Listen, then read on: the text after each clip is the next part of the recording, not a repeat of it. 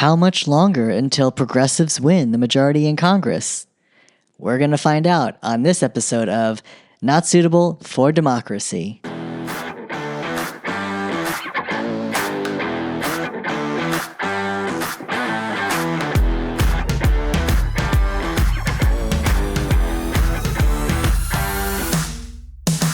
Welcome to another episode of Not Suitable for Democracy. My name is Nick Hobby, and I'm your host. Today we're going to be discussing several topics within the political space between how much fundraising is actually needed to win a primary challenge, which primary candidates already launched their campaigns for 2026, and what's it going to take to finally win a progressive majority in Congress. Lots to explore today, but first, I would like to say thank you. Thank you so much for tuning in to the 4th episode of Not Suitable for Democracy. That means a lot to me, and I really appreciate you taking the time to listen and learn. So if you like what you hear and want to learn more, make sure to subscribe to Not Suitable for Democracy on Apple Podcasts, Spotify, and YouTube. Or if you want to take a deeper dive, then subscribe to my Substack, nsfdpod.substack.com. Or if you want to connect on Instagram, then feel free to reach out at nsfd_pod. It's the end of April 2025, but we really need to be thinking about November 3rd, 2026. Why is that? That is election day for the midterm elections. Now, that will determine the control of Congress should Democrats take back the House, or will Republicans maintain control? With all that said, there's a lot to think about, but we're going to be focusing on the Democratic side of things, specifically progressives versus moderates, right? Because that is the change that we are seeking and truly deserve. So quick note, let's just think about the 435 members of Congress. Each member represents one district of about 700,000 residents, give or take.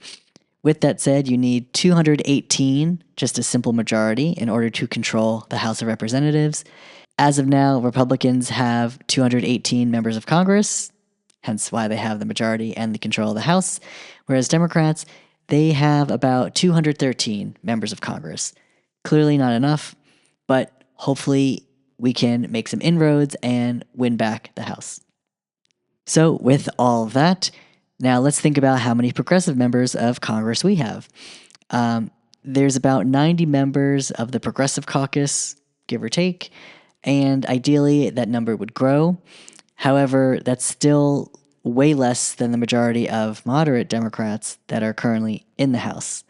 So if there's like 213 Democrats total, and there's 90 progressive, well then there's well over 100 that are still moderate and probably not fighting hard enough for our democracy, right? We saw a bunch of them wear pink the night that Trump gave his joint address to Congress. A lot of them have been writing strongly worded letters, which, as we know, really don't move the needle. You know, they haven't been very effective leaders when the country wants change and a strong opposition to the Republican Party. So their actions speak for themselves, because we know moderate incumbents generally rely on big dollar donors, right? Lobbyists, corporate PACs. They spend a lot of time dialing for dollars.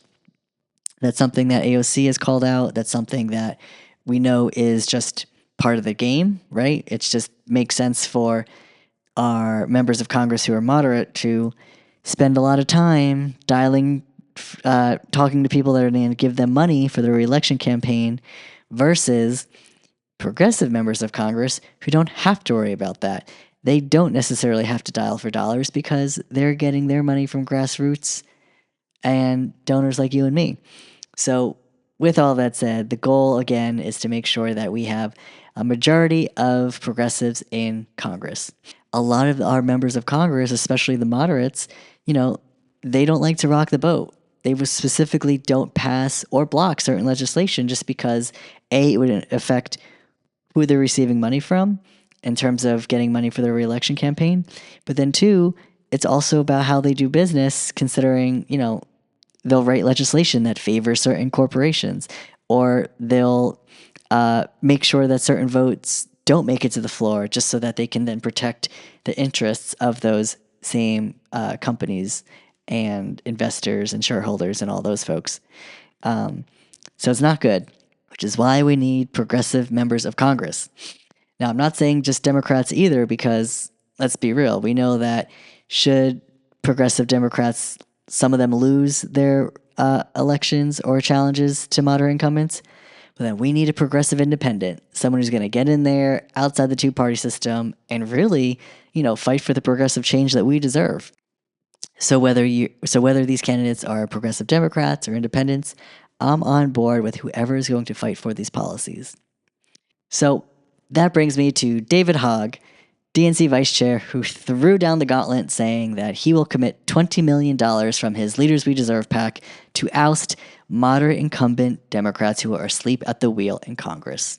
There are so many of them, believe it or not, and the sad part is that they keep getting voted in. But that's about to change. So first off, David Hogg did the right thing, making Democratic primaries for 2026 even more competitive than they normally are.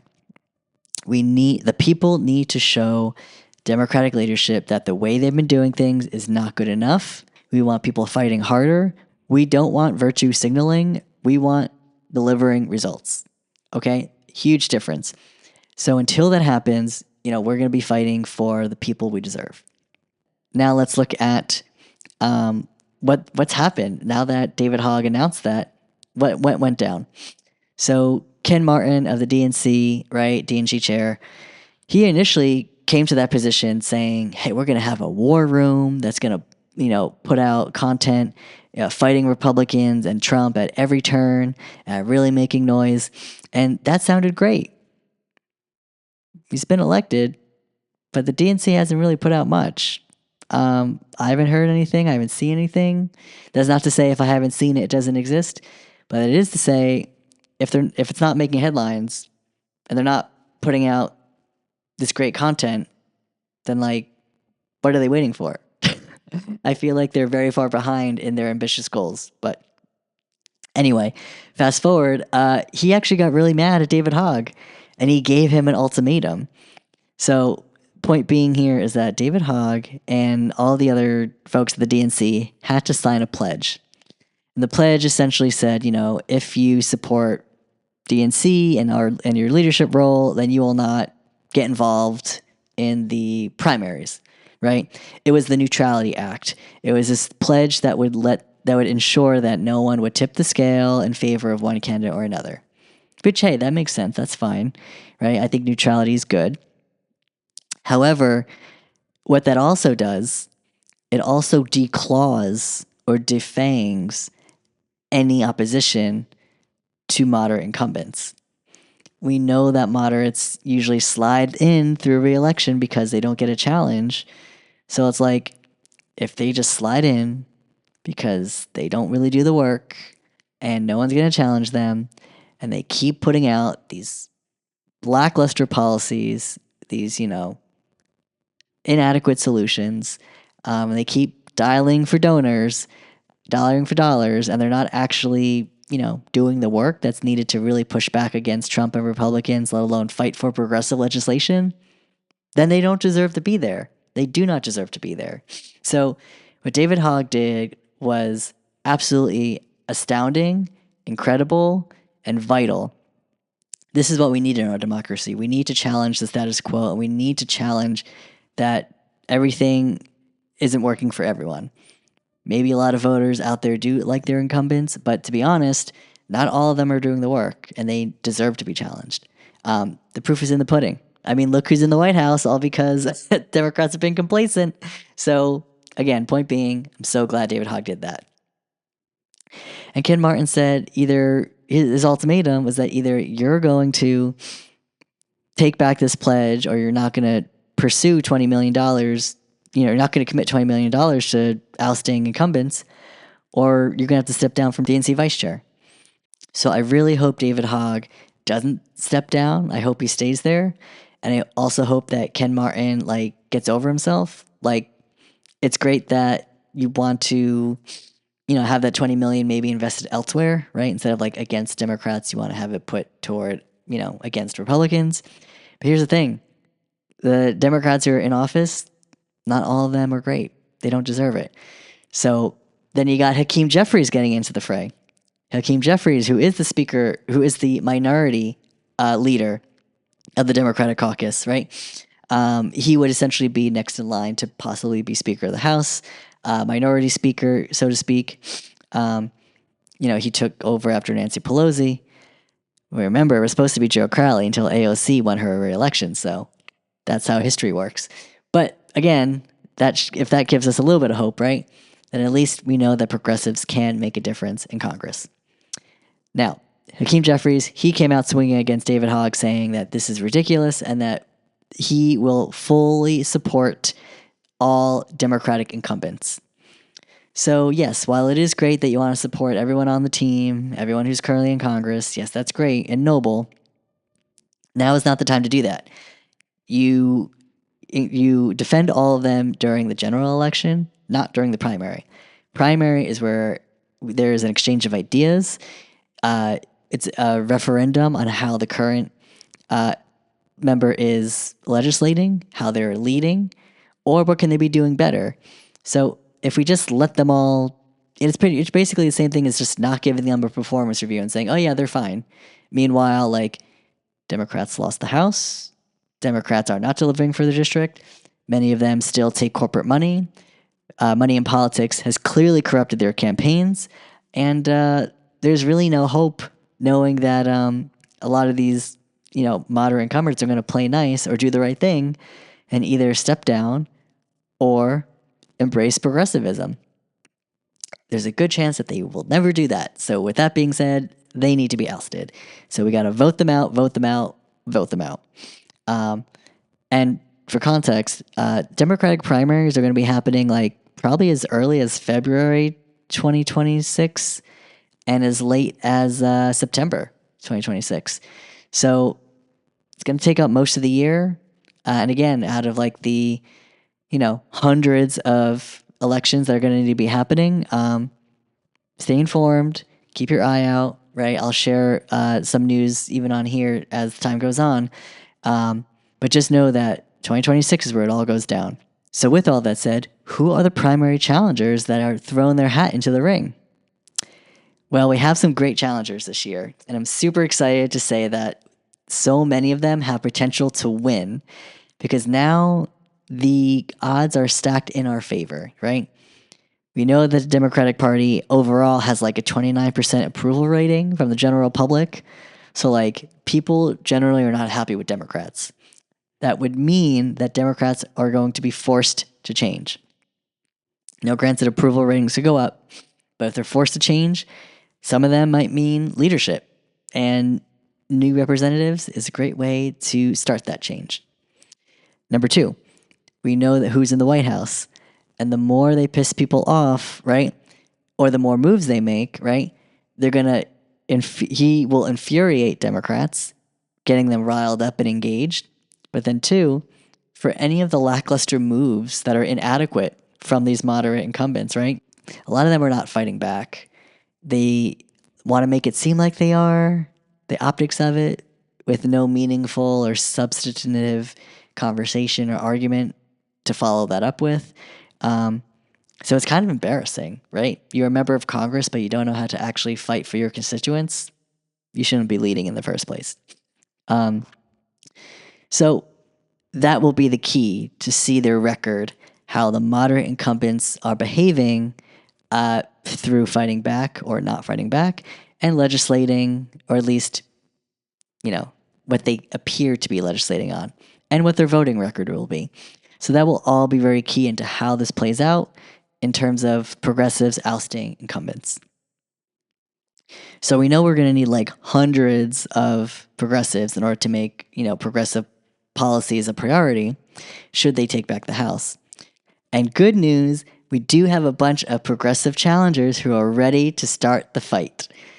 And they're already making moves. So give me an example.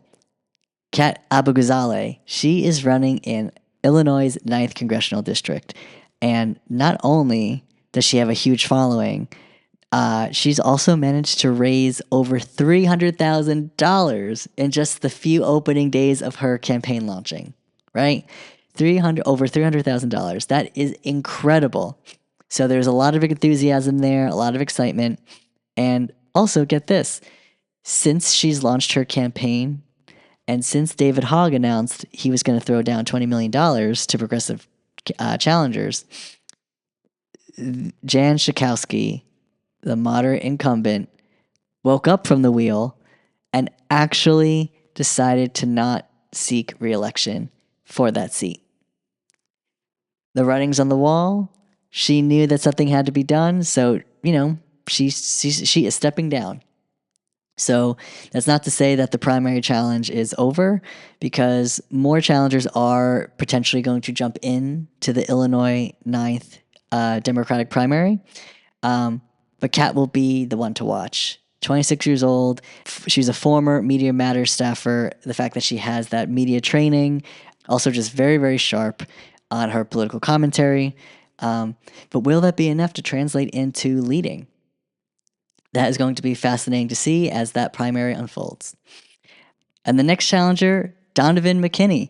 He's running for Congress in Michigan's 13th congressional district. This is actually neighboring Rashida Tlaib's district. And like Rashida Tlaib, McKinney is actually running with Justice Democrats. I absolutely love Justice Democrats. I think they are doing the incredible work that we so desperately need for a stronger, more vibrant, and progressive democracy, specifically in the Democratic Party. That is the same group that helped elect Alexandria Ocasio-Cortez. So there is some success there. There's also several other members of Congress who are Justice Democrats. I believe basically the squad: Ilhan Omar, Ayanna Pressley, Rashida Tlaib, former members Jamal Bowman and Cori Bush. I wish we could have all members of Congress just be Justice Democrats, because then we really get stuff done in this country. Donovan McKinney, he is running with them. He is another incredible leader who's been doing so much great work. He really comes from a strong working class background and had, had so many hurdles to overcome growing up. But that being said, he is not only leading in Detroit, but he is ready to go represent his constituents in Congress. So he has a lot of potential, and the current representative for Michigan's 13th district, he has been funded by corporate lobbyists. We need someone who is progressive, someone who's not going to accept corporate money. So essentially, what he did today, he wound up filing articles of impeachment, 7 articles of impeachment.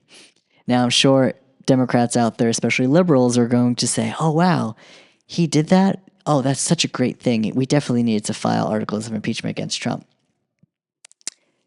While that is true, why do you think he chose to do it on the same day that he just heard that Donovan McKinney launched his campaign?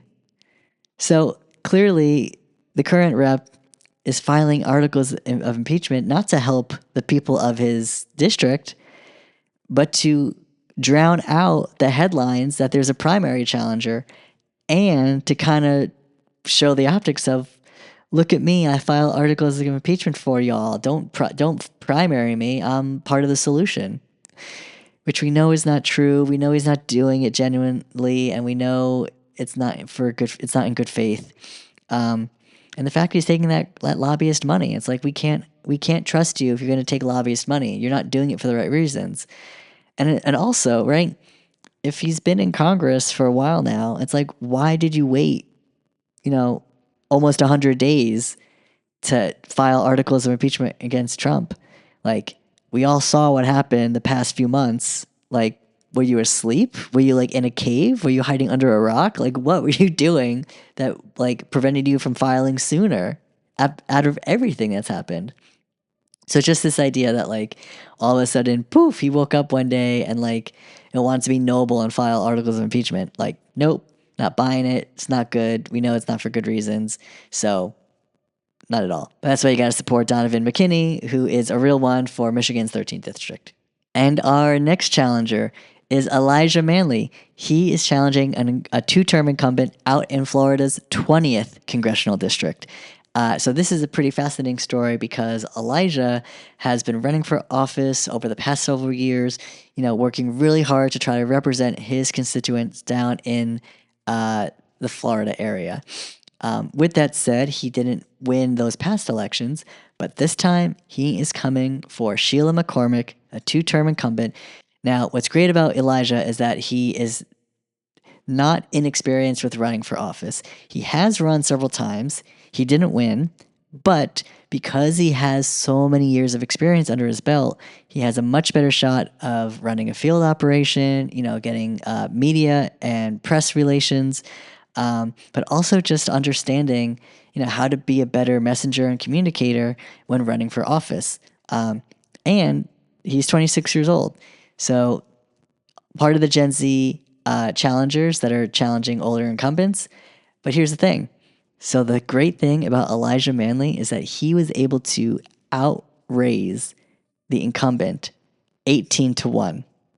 That means he raised 18 times more money in the same filing period. And he raised like over $100,000. And I'm like, this is incredible. Like, these progressive challengers are coming with serious progressive platforms, with serious fundraising capabilities, and a serious message about taking back the party. And this is so amazing because we need all of this. It's so inspiring to hear that young people are finally getting involved, rising up, becoming leaders, and like this is the energy we need. And the last challenger I'll discuss is Soikat Chakrabarty, who is challenging Nancy Pelosi out in California. And their district is basically San Francisco. And we know that Nancy Pelosi has been in Congress for so many years, long time incumbent, Speaker of the House, historic legacy, right? And she's done great things. I'm not going to say like she's entirely bad because clearly like her leadership has proven helpful. But I will say that is now the time to continue her leadership. I don't think her role in Congress is as effective or as helpful as we thought. Soikat, he was AOC's former chief of staff. He played an integral role in her running for her first primary election. And, thanks to him and a lot of other people on her team, she wound up winning, right? So Soikat, very intelligent, really smart, great messenger. If you look at his social media, right, he's talking a lot about the issues at hand. And he's currently just doing Zoom calls and like talking to voters, like letting them get to know him just on a very like one-to-one level. So really smart strategist. I think he actually could probably take Pelosi down. It's not going to be like, it's not going to be a blowout. But hey, could he pick off enough votes from her to actually win? It's possible. I think it's possible. Not going to say it's very likely, right? Because everyone knows challenging like an incumbent with so much power as Pelosi is like a very hard thing to do. Especially in San Francisco where like, generally speaking, the people are wealthier. So like they go for Pelosi, they protect their wealth. But hey, if the progressive message, is cutting through because, things aren't perfect in San Francisco and things could be better, right? If enough people rise up to, really make their voice heard, then yeah, Soikat can absolutely win the primary against Pelosi. And wouldn't that be a story for the ages? So with that said, really like to see what these progressive challengers are going to be focused on, what they're going to be, how these progressive challengers are going to be navigating the political terrain, because it's one thing to announce, they're all in the honeymoon phase, right? They're all relatively new. They're all relatively newer into the race, but it's going to be very hard once more people start throwing their hat into the ring. More challengers emerge, right? Two, you're going to have billionaire cash flowing in. A lot of them are going to be going into super PACs to support the incumbents, right? The incumbents who pay to play. So again, just more corruption. And then three, how will the Republicans actually impact this race, right? We know that Trump is already signing an executive order to investigate Act Blue.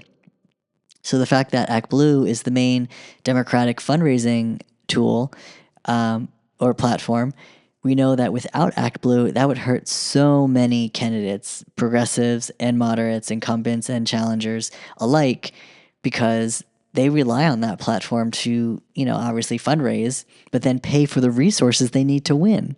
So should Act Blue, be on a pause or need to stop their operations, right? Like, we have no idea what's going to happen with Trump and what he's trying to meddle with, but it can't be good.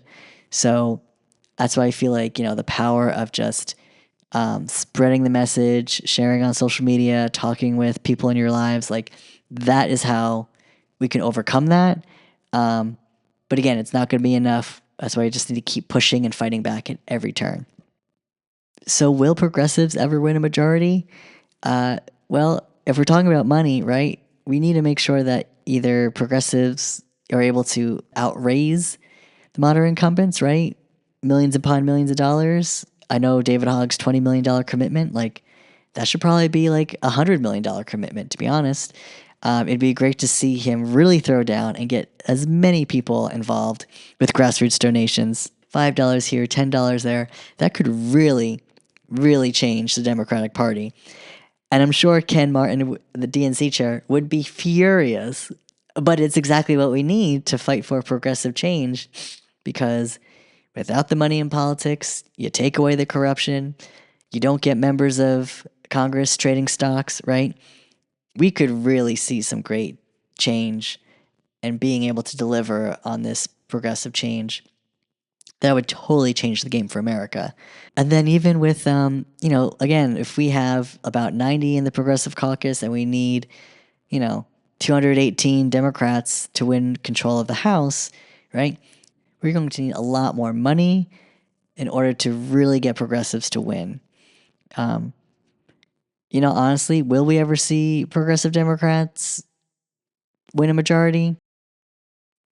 It's not impossible, but I truly believe that we will see progressive Democrats in the majority in Congress someday, assuming that our country doesn't fall to an authoritarian fascist regime.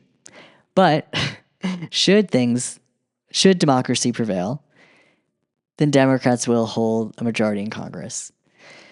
Now, unfortunately, I don't think I'll see it in my lifetime. As time goes on and voters become more progressive over time, right? Millennial to we saw it between boomers to Gen X to millennial, millennial to Gen Z to Gen Alpha, and so forth. Each generation gets more and more progressive, generally speaking. So until we see such a huge population of people who are progressive that can finally vote out the moderate incumbents, but then rise up and become our leaders, then we'll be able to see progressive leadership, because we will be the majority. Again, I just unfortunately don't think I won't be able to see that. But I truly hope that down the road, years upon years, however long it takes, I mean, hopefully we can get it sooner, right? But the point is, whenever that happens, I will be so proud to finally have progressive leaders in Congress fighting for progressive change that our country and our people deserve. And that's our show. Thank you so much for tuning in to Not Suitable for Democracy. If you like what you heard and want to learn more, then make sure to subscribe on Apple Podcasts, Spotify, and YouTube. Or if you'd like to take a deeper dive, then make sure to check out my Substack, nsfdpod.substack.com. And if you'd like to connect on Instagram, then make sure to follow at nsfd_pod. I really hope you enjoyed today's episode. There's a lot that's going to happen between now and 2026. But hey, make sure we stay focused, keep your eye on the prize, and remember, democracy is not suitable without you.